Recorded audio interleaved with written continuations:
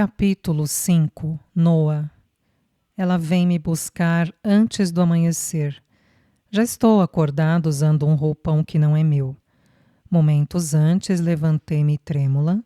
Sonhei que voltava ao vagão na estação pela segunda vez, não apenas para salvar mais bebês, mas porque sabia de alguma maneira que meu filho estava entre eles. Mas quando abri a porta do vagão, estava vazio. Estiquei o braço para dentro da escuridão e soltei um grito agudo quando minhas mãos se fecharam no nada. Acordei do sonho torcendo para não ter gritado alto demais e assustado as outras pessoas daquela casa estranha. Batalhei para fechar os olhos novamente. Tinha que voltar e salvar meu filho, mas a imagem se esvaneceu. Quando minha tremedeira diminuiu, procurei o bebê, que dormia tranquilo ao lado da cama, na cesta que haviam transformado em berço. Puxei-o para mim e seu calor me tranquilizou. Meus olhos se acostumaram à escuridão do quarto quieto, parcialmente iluminado pelo luar, que se infiltrava por entre as cortinas, fechadas apenas por cordões entrelaçados. Um fogo baixo ardia a um canto. Os móveis elegantes eram mais finos do que qualquer outro que já vira. Lembrei-me dos rostos estranhos, reunidos quando acordei no dia anterior. O rotundo dono do circo, a mulher que olhava para mim com tanta aversão, e o homem de rosto comprido que sentara em uma cadeira observando, como se fossem personagens de uma história que minha mãe lia para mim quando eu era pequena. O circo, eles disseram, é difícil acreditar que este mundo ainda existe, mesmo durante a guerra. Talvez ficasse menos surpresa se tivesse acordado na lua. Só fui ao circo uma vez, quando tinha 3 anos, e chorei com o brilho das luzes e barulhos altos, até que meu pai me levou para fora da lona. E agora aqui estou eu. É estranho, mas não mais do que encontrar um vagão cheio de bebês, ou que qualquer outra das coisas que me aconteceram desde que saí de casa. Dou uma olhada no bebê, de banho recém-tomado e aconchegado em meus braços. Theo. Dei-lhe o nome sem pensar quando perguntaram. Não sei de onde saiu. Ele dorme sobre a dobra do meu braço e me mantenho imóvel para não perturbar. Seu rosto está plácido, as bochechas rosadas. Onde ele dormia antes de ser jogado naquele trem? Imagino um berço quentinho, mãos que o acariciavam para acalentá-lo. Rezo para que meu filho esteja dormindo em um lugar seguro assim. Na noite anterior, eles falavam sobre mim como se eu não estivesse presente. Ela tem uma aparência circense, não acham? Dissera o dono do circo, quando meus olhos se fecharam e pensavam que eu não estava ouvindo. Eles me analisavam como a um cavalo que estivessem prestes a comprar. Eu queria me levantar e dizer que não, muito obrigada, pegar o bebê e sair andando com ele noite afora. Mas os ventos furiosos ainda uivavam, e através da janela, as colinas eram um contínuo mar branco. Se saísse com Theo de novo, não conseguiríamos alcançar outro abrigo. Então os deixei falarem de mim. No entanto, não pertencemos a este lugar. Vamos ficar o tempo suficiente para guardar algum dinheiro e depois ir embora. Aonde vamos exatamente, não sei. Vamos lhe pagar 10 marcos por semana, disse o dono do circo. Parecia pouco, mas não a ponto de ele estar se aproveitando da situação. Deveria ter pedido mais? Talvez fosse uma soma generosa para alguém que nunca atuara.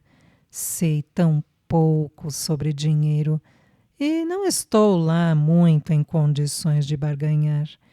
Depois que o pessoal do circo parou de falar a meu respeito, deixou o quarto e eu caí no sono. Acordar uma vez e encontrar o caminho do banheiro no escuro. Algumas vezes ouvi estrondos à distância. Pareciam ecoar das colinas. Ataques aéreos, talvez, como os que escutara tantas vezes na estação de trem. Mas não estavam tão próximos para causar alarme. Ninguém viera ao quarto de novo até agora. Ouvindo passos no corredor, levanto cuidadosamente da cama para não acordar Theo, querendo abrir a porta antes que alguém bata. A mulher, a quem chamaram de Astrid, aquela que me observava com tanto desdém na noite passada, está de pé diante de mim, na semi-escuridão. O luar atrás dela lhe emprestando um estranho brilho. Seu cabelo é muito preto e curto, abaixo da orelha, e faz cachos nas pontas, enquadrando o seu rosto. Não usa joias, exceto um par de brincos de ouro, com uma pequena gema carmim. Ela tem uma beleza exótica, com feições muito amplas, numa harmonia perfeita. Não sorri. Você já dormiu demais, declara, sem saudações ou apresentações. É hora de levantar e começar o trabalho. Atira um colã de corpo inteiro em minha direção, desbotado e remendado nos dedos dos pés. Vista isso. Não tenho ideia de onde estão minhas próprias roupas ensopadas e esfarrapadas. Espero que ela saia para poder me trocar, mas ela simplesmente se vira um pouco. Não podemos perder nenhum dia. Vou treiná-la, ou pelo menos tentar. Acho que você não consegue, mas se conseguir, vai poder viajar conosco. Treinar para fazer o que exatamente? Pergunto, arrependida por não ter feito a pergunta na noite anterior, antes de dizer que conseguiria. Aprender a voar no trapézio, responde ela. Eu os ouvira debater o assunto na noite anterior. Eles usaram as palavras acrobata aéreo, lembro agora. Com a cabeça anuviada de cansaço, eu não entendi o que aquilo significava. Agora, o absurdo da proposta desaba sobre mim. Eles querem que eu suba até o teto e arrisque minha vida. Me balançando como um macaco. Não estou presa aqui, não preciso fazer isso. É muita gentileza sua, mas acho que não quero ofendê-la. Não há jeito de eu conseguir fazer isso. Posso fazer faxina ou talvez cozinhar. Ofereço como fizera na noite anterior. Herr Neuhoff é o dono do circo, informa ela. É o que ele quer. A dicção dela é polida como se não fosse daquelas bandas. Claro, se você não consegue fazer, tem um tio rico disposto a recebê-la em casa? Apesar do tom ser sarcástico, ela tem razão. Não posso voltar à estação onde, a esta altura, o bebê e eu fomos dados por desaparecidos. Sozinha, talvez conseguisse continuar correndo, mas o frio amargo quase nos matou. Não escaparíamos uma segunda vez. Mordo o lábio. Vou tentar. 2 semanas. 2 semanas me darão tempo para ficar mais forte e encontrar um lugar para Theo e eu irmos. Não vamos, claro, permanecer no circo. Nós iríamos lhe dar 6. Ela dá de ombros, sem parecer dar importância. Vamos. Visto o colã com o máximo de recato possível por baixo do roupão. Espere. Hesito, olhando para Theo, que ainda dorme na cama. Seu irmão, diz ela, enfatizando a segunda palavra. Theo, não é? É. Ela hesita por um instante observando-me. Então pega o bebê. Luto contra o anseio de protestar.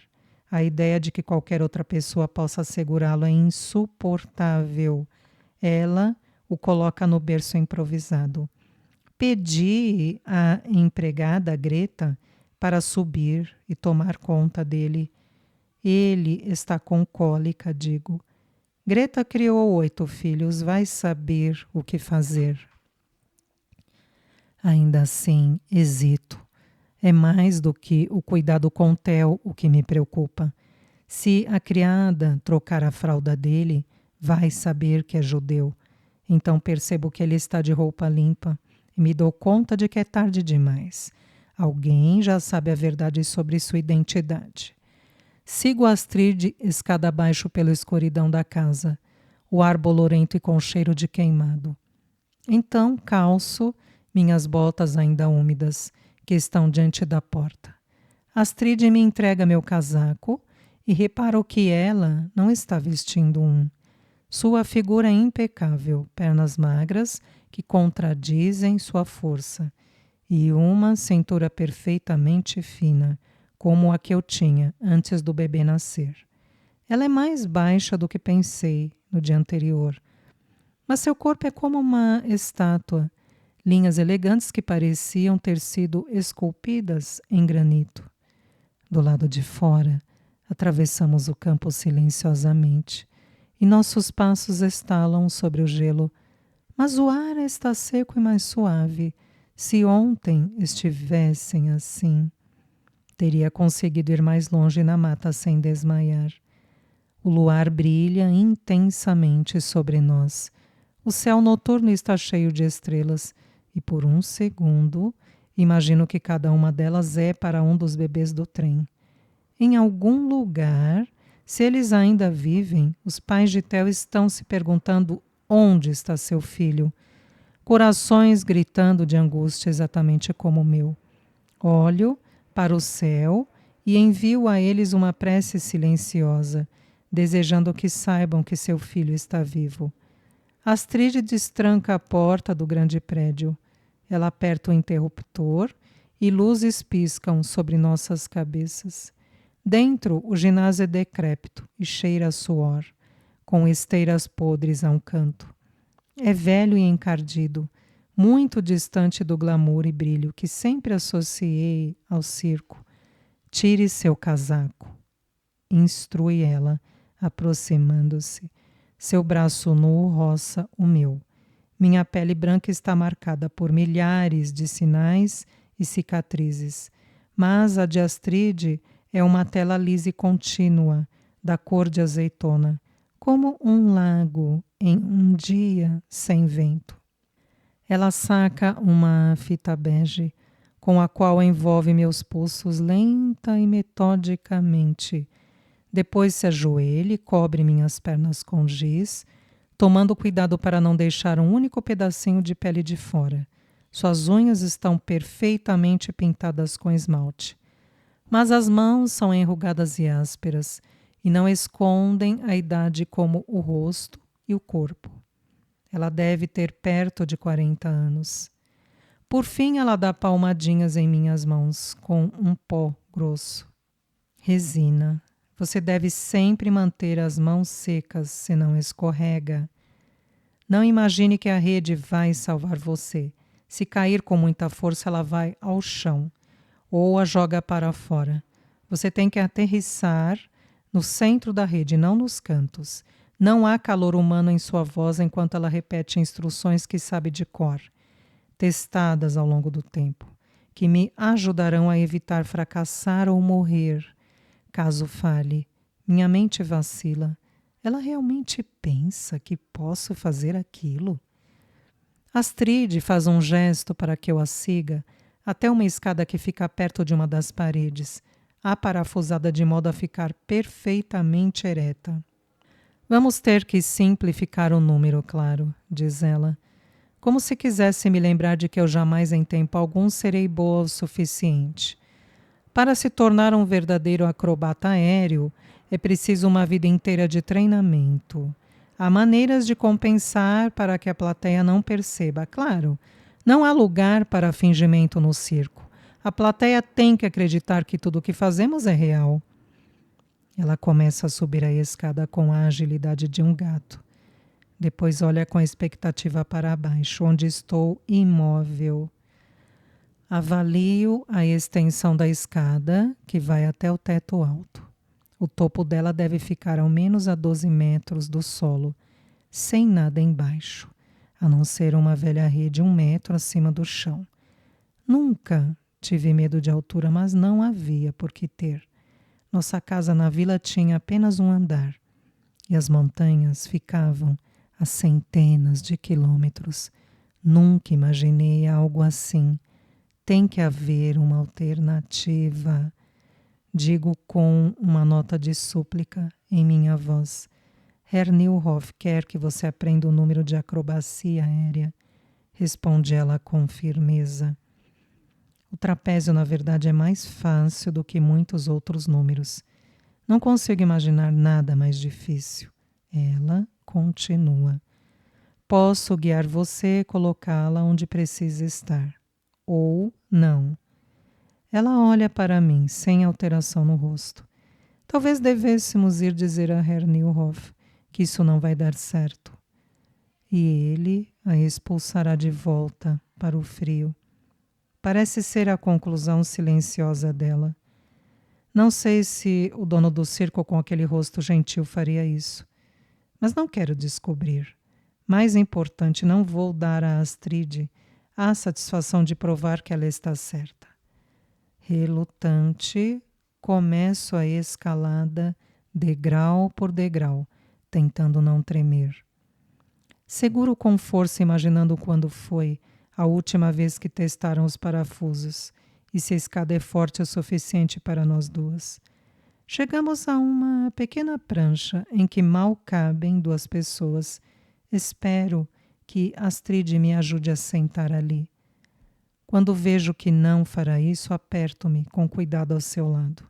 Ficando muito próximo dela, Astrid libera uma barra de trapézio no descanso. Astrid salta da plataforma, fazendo-a balançar, e eu procuro algo em que me segurar para me impedir de cair. Fico maravilhada com a facilidade com que ela se balança no ar, dando giros em torno da barra, segurando apenas com uma das mãos. Depois, ela abre os braços, como uma gaivota mergulhando, pendendo de cabeça para baixo na barra. Então retoma a posição inicial e retorna em direção à plataforma, pousando elegantemente no pequeno espaço ao meu lado. É assim, diz ela como se fosse fácil. Estou muito pasma para conseguir falar. Ela me entrega a barra. Sinto a grossa e estranha em minha mão. Aqui. Ela ajusta minhas mãos com impaciência. Olho para ela e para minhas mãos, depois para ela de novo. Não tem como, não estou preparada. Apenas se segure e balance, exorta ela. Eu me mantenho paralisada. Já tive momentos em que encarei a morte, dando à luz, quando a vida parecia se esvair de meu corpo, quando vi os bebês no trem, e enquanto lutava contra a neve com Theo há poucas horas. Mas ela surge à minha frente agora mais real do que nunca, no abismo entre a plataforma e o chão. Uma imagem de minha mãe assalta minha mente. Nos meses que se passaram desde que foi embora, me esforcei para afastar os pensamentos de casa. A colcha de retalhos sobre minha cama aconchegante na alcova, o cantinho perto do fogão onde nos sentávamos para ler. Não me permiti pensar nestas coisas, sabendo que se deixasse um pedacinho de lembrança que fosse entrar em minha mente, eu me afogaria em uma enchente que não poderia conter. Mas a saudade de casa me toma por completo agora. Não quero estar aqui nesta plataforma minúscula e pular para a minha morte. Quero minha mãe. Quero estar em casa. Há outros acrobatas? Pergunto para ganhar tempo. Astrid hesita. 2 outros, e um deles vai nos ajudar mais para a frente. Mas eles vão trabalhar principalmente no quadrante ou no tecido, que é meu outro número. Eles não vão trabalhar com a gente. Estou surpresa. Eu pensava que o trapézio era o número central do espetáculo, o sonho de todo acrobata aéreo. Talvez eles não queiram trabalhar comigo também. Agora vamos, diz ela, antes que eu possa fazer mais perguntas. Você consegue se sentar no trapézio, se não estiver pronta. Finja que está em um parque infantil. O tom dela é condescendente. Ela pega a barra e a puxa para perto de mim. Equilíbrio bem embaixo das nádegas, instrui ela. Sento-me no trapézio tentando me sentir confortável. Assim, ótimo. Ela me solta.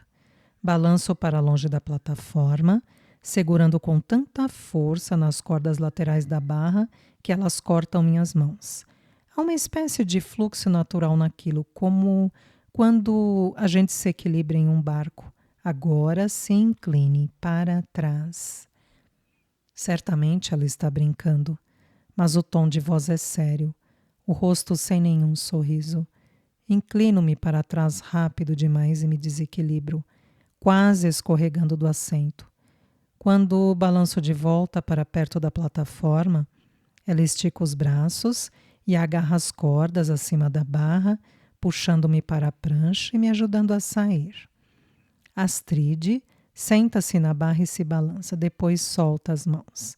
Engasgo quando começa a cair, mas no último segundo se segura com os joelhos, se balança de cabeça para baixo.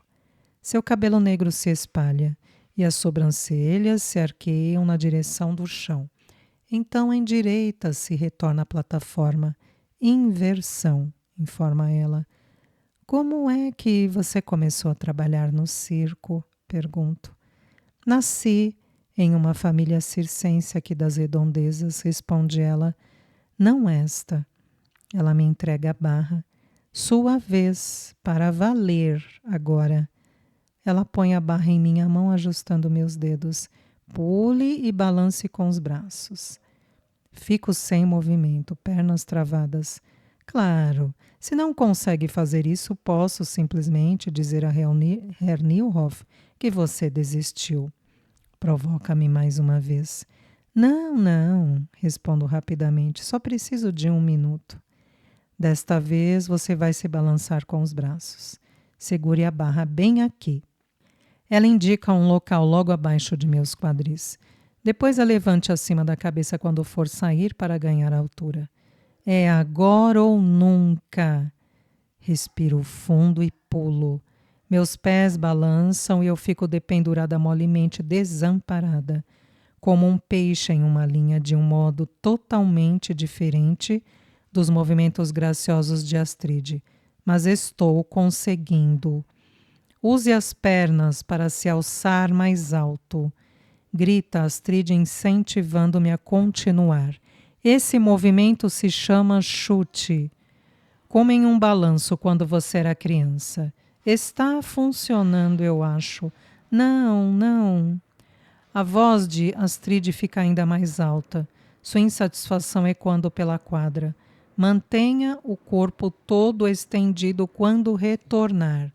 Primeiro na posição chamada Oko. Cabeça reta. Ela metralha instruções sem parar. E eu luto para guardá-las todas de uma vez em minha cabeça. Agora jogue as pernas para trás. Este se chama contrabalanço. Eu ganho impulso, balançando para a frente e para trás, até que o ar sibila em meus ouvidos e a voz de Astrid parece sumir. O chão desliza e escorrega abaixo de mim. Isso não é tão ruim. Fiz ginástica durante anos e aqueles músculos retornam agora. Não são as viradas e giros que Astrid deu, mas estou me saindo bem. Então, meus braços começam a doer. Não vou conseguir me segurar por muito tempo. Socorro! Grito. Não havia pensado em como voltar. Você tem que fazer isto sozinha. Astrid grita de volta. Use as pernas para balançar mais alto. É praticamente impossível. Meus braços queimam agora. Chuto para frente tentando aumentar o impulso. Chego perto da plataforma desta vez, mas não o suficiente. Vou cair, me machucar, talvez até morrer. E tudo isso para quê? Com um último chute, desesperado consigo subir mais alto. Astrid pega as cordas quando me aproximo da prancha, puxando-me e me ajudando a ficar de pé. Essa foi por pouco. Ofego, as pernas tremendo. De novo, diz ela com calma e eu a olho, sem acreditar. Não posso me imaginar balançando outra vez, depois de quase cair, menos ainda imediatamente. Mas para ganhar meu sustento e de Theo não tenho escolha. Seguro na barra de novo. Espere! Grita ela. Eu me viro esperançosa. Ela mudou de ideia? Eles... Ela está apontando para meus seios. Olho para mim mesma envergonhada. Eles ficaram mais cheios desde que dera luz, ainda que o leite tenha secado e desaparecido desde então. São grandes demais para você estar no ar. Ela desce a escada e retorna com um rolo grosso de gaze. Tire a parte de cima da roupa, instrui. Olho para a quadra de treino abaixo, para me certificar de que não há mais ninguém ali. Então abaixo o colã, tentando não corar enquanto ela me enrola, tão apertado que fica difícil respirar. Ela não parece perceber minha vergonha. Você é flácida aqui, diz ela dando palmadinhas em minha barriga. Um gesto de intimidade que me faz recuar. Isso vai mudar com o treino. Outros artistas começaram a entrar na quadra de treino, alongando-se e jogando malabares em cantos opostos. O que aconteceu com a última garota, a que fazia o número com você antes de mim? Não pergunte, responde ela, recuando para observar sua obra. Para o espetáculo, vamos arranjar um corpete. Então ela acha que sou capaz, afinal de contas. Exalo calmamente. De novo. Pego a barra e pulo de novo. Desta vez com menos hesitação. Dance, use seus músculos, assuma o controle e voe, ela insiste. Nunca satisfeito. Trabalhamos a manhã inteira naqueles mesmos movimentos, chute, oco e contrabalanço. Luto arduamente para esticar os dedos dos pés e fazer meu corpo ficar exatamente como o dela. Tento fazer uma mímica do seu padrão, mas meus movimentos são desastrados e estranhos. Uma piada em comparação com os dela. Vou melhorando, eu acho, mas não ouço nenhum elogio. Continuo tentando cada vez mais ansiosa para agradar. Desta vez não foi tão horrível, concede Astrid, por fim. Ela soa quase desapontada. Por eu não ser um fracasso completo, você estudou dança? Ginástica. Na verdade, mais que estudei. Praticava 6 dias por semana mais do que podia. Eu era um talento nato e poderia ter entrado na seleção nacional se papai não houvesse declarado que era um esforço inútil. Apesar de ter se passado mais de um ano, desde que treinara pela última vez, e minha barriga estivesse mais fraca por conta da gravidez, os músculos de meus braços e pernas ainda eram fortes e rápidos. É como na ginástica, diz Astrid, só que seus pés nunca tocam o chão. Um leve sorriso aparece em seu rosto pela última vez, então se apaga com a mesma rapidez. De novo! Quase uma hora se passa e ainda estamos trabalhando. Água, ofego. Astrid olha para mim, surpresa, como a um animal de estimação que ela esqueceu de alimentar. Podemos fazer uma pausa para um lanche rápido e depois disso começamos de novo. Descemos a escada. Bebo um bocado de água morna que Astrid oferece de uma garrafa térmica. Ela senta em uma das esteiras e tira queijo e pão de uma pequena marmita. Não coma muito, previne ela. Nós só temos tempo para um breve descanso e você não quer ter cãibras. Dou uma mordida do pão que ela me ofereceu, analisando a quadra, que agora está lotada. Meus olhos recaem sobre um homem corpulento, de cerca de 20 anos que está à entrada. Lembro de tê-lo visto na noite anterior, e como ontem, ele está escorado de braços cruzados observando. Tome cuidado com aquele ali, diz Astrid em voz baixa. É o filho de Herr Newhoff, Emmett. Espero que ela desenvolva, mas não diz mais nada. Emmett tem a mesma barriga do pai, o que nele não cai bem. Tem os ombros caídos, as cálcias se abrindo um pouco no ponto em que se prendem os suspensórios. Sua expressão é lasciva. Perturbada, viro-me para Astrid. É sempre tão difícil assim? O treino, eu digo. Ela ri. Difícil? Aqui, no alojamento de inverno, isto é lazer. Difíceis são 2, e às vezes 3, espetáculos por dia quando estamos na estrada. Estrada? Eu imagino um caminho longo e desolado, como aquele que segui na noite em que fugi da estação Contel. Deixamos o alojamento de inverno na primeira quinta de abril, explica ela. Como está o seu francês? É passável. Estudei francês durante alguns anos na escola e descobri que aprendia línguas rapidamente, mas nunca dominara o sotaque. Ótimo! Vamos começar por uma cidade na Alvérnia chamada Thiers. Ficava a centenas de quilômetros daqui, eu lembro, vendo o mapa na parede de minha sala na escola, fora da Alemanha ocupada. Até o ano passado nunca havia saído da Holanda. Ela continua citando diversas outras cidades na França, onde o circo vai se apresentar. Minha cabeça flutua. Não serão tantas desta vez, concluí. Costumávamos ir mais longe, Copenhagen, Lago Como, mas com a guerra não é possível. Não estou desapontada, no entanto. Mal consigo imaginar como seria viajar para além da Alemanha. Nós vamos nos apresentar em Paris? Nós? Repete ela. Percebe o meu erro tarde demais. Uma coisa é Astrid me incluir nos planos futuros do circo, mas fazê-lo eu mesma é ultrapassar o limite. Você tem que se provar capaz antes de se juntar a nós. Quero dizer, o circo vai a Paris? Corrijo rapidamente. Ela abana a cabeça. Temos muita competição com os circos franceses por lá e é muito caro.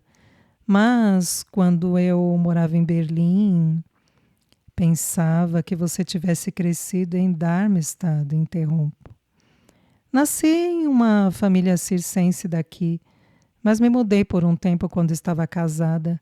Ela mexe no brinco de ouro de sua orelha esquerda, antes de Peter. A voz dela fica mais suave. Peter era o homem que estava com você na noite passada? O homem sombrio que se sentou no canto do meu quarto fumando, que falou pouco. Seus olhos negros brilhavam intensamente. Sim, responde ela.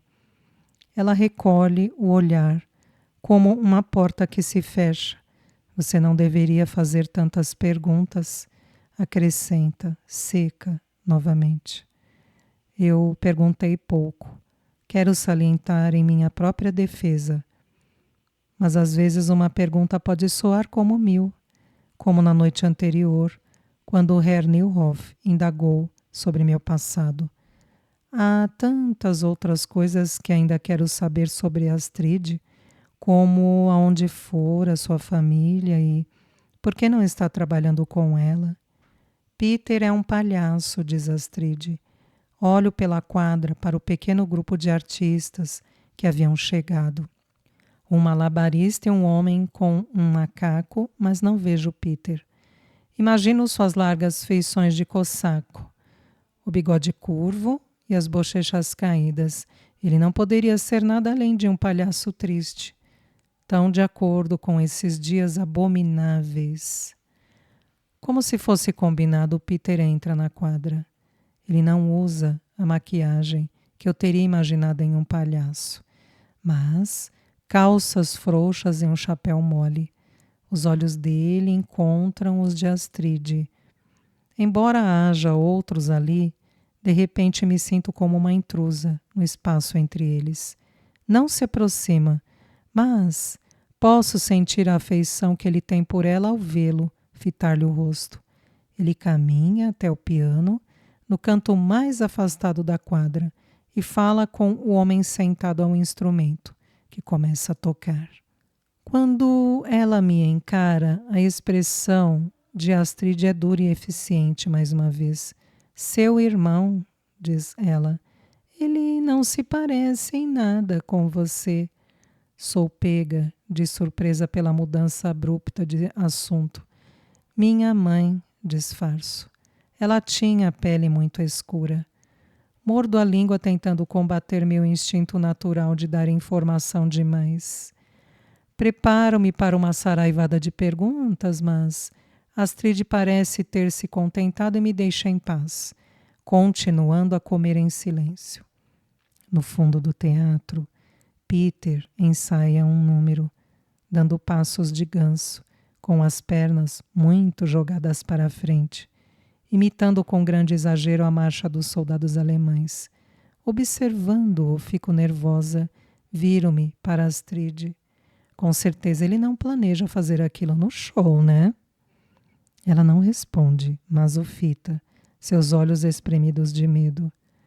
Herr Neuhoff entra e cruza o galpão mais veloz do que eu imaginava ser possível, considerando sua idade e seu peso. Dispara na direção de Peter, o rosto furioso. Ele viu Peter ensaiando através de uma das janelas ou alguém lhe contar a respeito do número. A música para abruptamente com um estrondo. Herr Neuhoff fala com Peter. Ainda que sua voz seja baixa, ele gesticula com fervor. Peter abana a cabeça com veemência. Astrid franze a testa com preocupação ao observá-los. Um minuto depois, Herr Neuhoff anda com dificuldade até nós, o rosto vermelho. Você tem que falar com ele, troveja sobre Astrid. Esse novo número zombando dos alemães. Astrid ergue as palmas das mãos lamentosa. Não posso impedi-lo, é o que ele é como artista. Herr Neuhoff não deixa o assunto escapar. Nós mantemos nossas cabeças baixas, ficamos fora de confusão. Foi assim que consegui manter o circo funcionando e protegemos todo mundo. De quê? Quero perguntar, mas não ouso. Diga a ele, Astrid. Insiste Herr Neuhoff, em voz baixa. Ele vai escutar você. Diga a ele ou vou retirá-lo do espetáculo. Um sinal de alarme cruza o rosto de Astrid. Vou tentar, promete ela. Ele faria isso? Não posso me controlar e pergunto. Depois que Herr Neuhoff deixou o prédio, tirar Peter do espetáculo, digo. Ela abana a cabeça. Peter é uma das maiores atrações do circo e seus números são o que dão sentido ao conjunto. Sem ele não tem espetáculo, acrescenta ela. Mas ainda está perturbada. As mãos dela tremem quando deixa o sanduíche de lado, quase sem comê-lo. Nós deveríamos continuar e ensaiar o próximo passo. Dou uma mordida e engulo o bocado apressadamente. Tem mais? Você acha que as pessoas vão pagar só para ver você dependurada lá em cima? Astrid ri asperamente. Você está só no início. Não basta se balançar para frente e para trás. Qualquer um pode fazer isso. Nós temos que dançar no ar, fazer coisas que parecem impossíveis. Não se preocupe. Vou preparar seu truque de maneira que quando você se soltar e voar, eu esteja no lugar para pegá-la. O pão que acabei de comer fica engasgado em minha garganta. Quando me lembro do modo como ela se lançou pelo espaço, voar, consigo dizer, sim, é por isso que ele é chamado de trapézio de voo. Você é a voadora e vai se soltar e vir até mim. Eu vou ser a apanhadora. Ela começa a andar para o picadeiro, mas eu permaneço no lugar, pés plantados. Por que eu tenho que ser a que se solta? Ouso perguntar. Porque eu nunca confiaria em você para me pegar. A voz dela é fria. Venha. Ela vai até uma escada do outro lado da quadra, paralela à que subimos mais cedo, mas que parece ter um trapézio mais robusto. Eu a sigo, mas ela abana a cabeça. Você vai para aquele lado com Gerda. Ela faz um gesto apontando a outra, a acrobata, que eu não vira entrar e que já está subindo a escada que usamos antes. Eu a sigo. No topo, Astrid e eu ficamos em plataformas opostas, um mar de distância uma da outra. Balance como antes. E quando eu disser, você se solta, eu a pegarei. E Gerda? Pergunto, ganhando tempo. Ela vai mandar a barra de volta para você pegar na saída, replica Astrid. Eu a fito descrente. Então, tenho que me soltar 2 vezes? Se você não tiver asas, sim. Você tem que voltar de algum jeito. Astrid segura a barra oposta e salta, depois gira sobre si, de maneira que fica dependurada pelas pernas. Agora você, incita ela. Eu pulo, lançando meus dedos dos pés para o alto. Mais alto, mais alto! Ela exorta, os braços estendidos para mim. Você tem que estar acima de mim quando eu falar para se soltar. Eu faço força para cima usando meus pés. Melhor, ao meu sinal. 3, 2, 1, agora! Mas minhas mãos permanecem grudadas na barra. Tola! Grita ela. Tudo no circo depende do momento, de sincronia. Você tem que me ouvir, caso contrário, vai acabar nos matando. Eu consigo voltar à plataforma, depois desço a escada e me encontro com Astrid no chão. Tenho certeza de que você se soltava na ginástica, diz ela claramente frustrada. Era diferente, respondo. Cerca de 10 metros, penso. Ela cruza os braços. Não existe número se você não se soltar. É impossível fazer isso, insisto. Nós nos fitamos por vários segundos sem dizer nada. Se você quer ir embora, então vá. Ninguém esperava mais que isso. As palavras dela batem em mim como um tapa. Você, menos que todos, respondo. Ela quer que eu fracasse. Ela não me quer aqui. Astrid pisca os olhos, sua expressão a meio caminho, entre a raiva e a surpresa. Como você ousa dizer isso? Pergunta ela, e eu temo ter ido longe demais. Desculpe, digo rapidamente. O rosto dela se suaviza um pouco. Mas é verdade, não é? Você acha que eu não consigo? Não, eu achava que isso não iria dar certo quando o Herr Neuhoff sugeriu a ideia. O tom dela é neutro, prático. E ainda acho. Ela estende o braço para pegar o meu e eu seguro o fôlego, esperando uma palavra de conforto. Mas em vez disso, ela arranca a fita de meus pulsos, deixa escapar um grito, minha pele queima. Nós nos fitamos duramente, nenhuma das duas pisca. Espero ela me dizer que vou ter que ir embora da casa também. Com certeza eles nos expulsarão. Volte amanhã, concede ela, e vamos tentar de novo uma última vez. Obrigada, digo. Mas, Astrid, minha voz é suplicante, deve ter alguma outra coisa que eu possa fazer. Amanhã, repete ela antes de se afastar. Observando-a sair, meu estômago pesa. Apesar de agradecida pela segunda chance, sei que é inútil. Amanhã ou daqui a 1 ano, eu nunca vou ser capaz de me soltar.